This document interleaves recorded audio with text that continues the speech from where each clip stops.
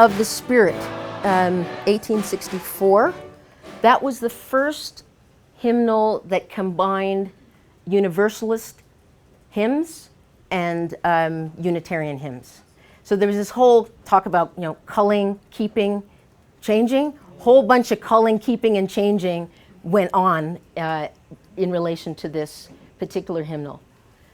So Johnson writes, "It was difficult to meld two traditions which had in recent years both been struggling with their own gospel.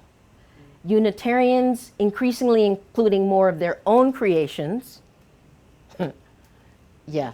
"The Universalist having hymnody that moved closer to the liberal Christian mainstream." This way, and you got to get a hymn that makes them go this way. Right? So 1864, anything about 1864 strike you as interesting? Civil War, yeah? Yeah? So all of this stuff is happening, these changes are happening, depending on what your depth perception is, either in the foreground or the background of these changes. I'm going to ask you to take a look at number 200 and also number 26, Mighty Fortress and For the Beauty of the Earth. And I want to just say something about the hymnal that I've got in my hand. This is Voices United. Is it Voices United? And it's the hymnal of the United Church of Canada. Right? So the United Church of Canada is an amalgam of several Protestant denominations. Right? It's probably the closest that you can get to Unitarianism without being a Unitarian. Right? But there are ways in which many of the hymns in Voices United have that aspect that I was talking about in terms of the Universalists, right? That movement toward traditional Christianity, right? So the reason I have this is that I'm using this in lieu of one of those older Unitarian Universalist hymn books, because there's you get what I'm saying, right? Okay, all right. So what I want you to do for this exercise, make a note of word and music attributions or citations provided for the following two hymns.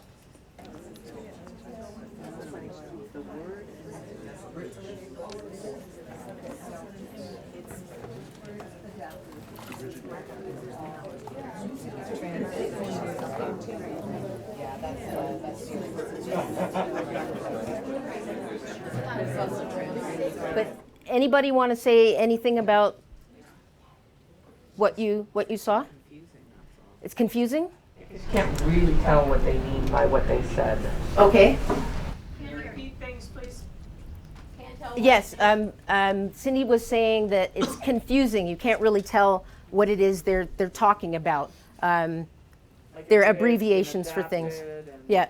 Symbols. Yeah. And not only that, but the word adapted would mean, we assume, adapted by the editor, but who is the adapter and what did they adapt? So it feels like it's a way to kind of give yourself a justification. We're attributing somebody here, but we're just changing it. Yeah. Yes. You notice anything about the dates? The composers. Are they the dates of the birth and death of the composer? Yes. Yeah. Yes. What did she think? Are they the birth and death dates of the composers? Yeah, it happened to be. Versus When it happens, when they were changed. Exactly. So we don't have that historical trail or trace. So this is from Voices United, same hymn, Mighty Fortress is Our God. Words, Martin Luther, 1529. Translated, Frederick H. Hedge, 1853. Music, melody, Martin Luther, 1529. Harmonies, from the New Hymnal for American Youth, 1930. Descant by Scott Winrow, and then it shows at the bottom the copyright for the descant, 1980, GIA Publications, Inc.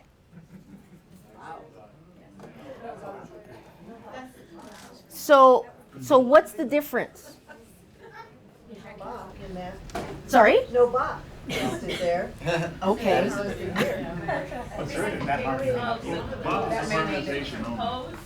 Why would that be? Why would that be important? It Context. gives you more context of what was happening at the time it was proposed. That's right. Right. And if you put it in connection to the birth and death dates, you can tell at what point in the composer's life he or she was writing this, and you can go back to a historical text and figure out, well, what was going on in the world at that time?